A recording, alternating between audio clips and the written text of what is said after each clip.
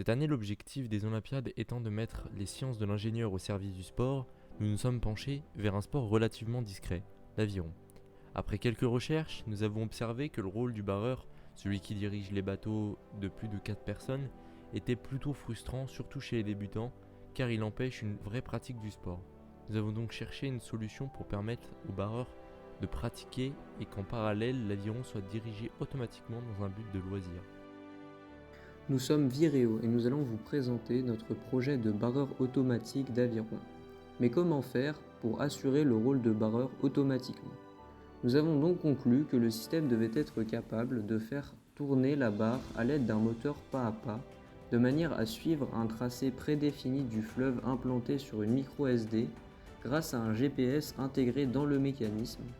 Nous avons aussi conclu que pour des raisons de durabilité et de sécurité, le système devait être étanche, résistant à l'érosion et pourvu d'une commande d'arrêt d'urgence en cas d'obstacle.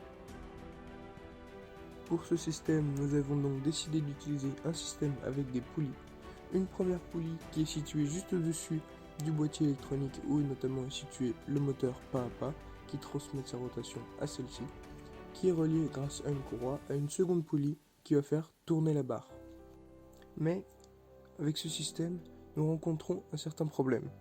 Sur des vraies yolettes, la barre a un certain angle par rapport au bateau.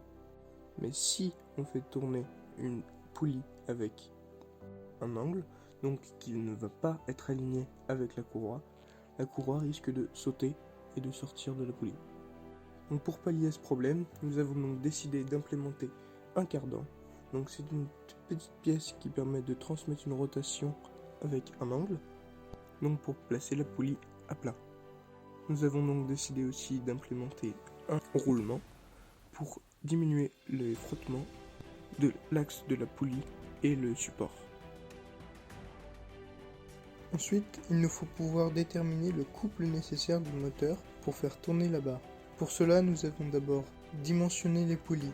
Nous avons choisi une poulie de 20 cm de diamètre pour la barre et une poulie de 10 cm de diamètre pour le moteur.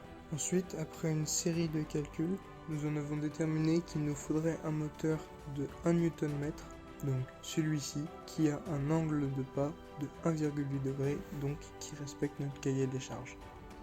Le système est piloté à l'aide d'une Arduino. Il a donc fallu développer un programme gérant à la fois le GPS, la trajectoire à suivre et la correction de la direction du bateau. Cette correction est faite en pilotant le moteur en fonction des coordonnées par rapport à la trajectoire générée par le programme selon des points donnés par l'utilisateur et les coordonnées données par le GPS. Pour le prototype, nous avons créé un logiciel servant de remplacement au GPS pour les démonstrations et tests.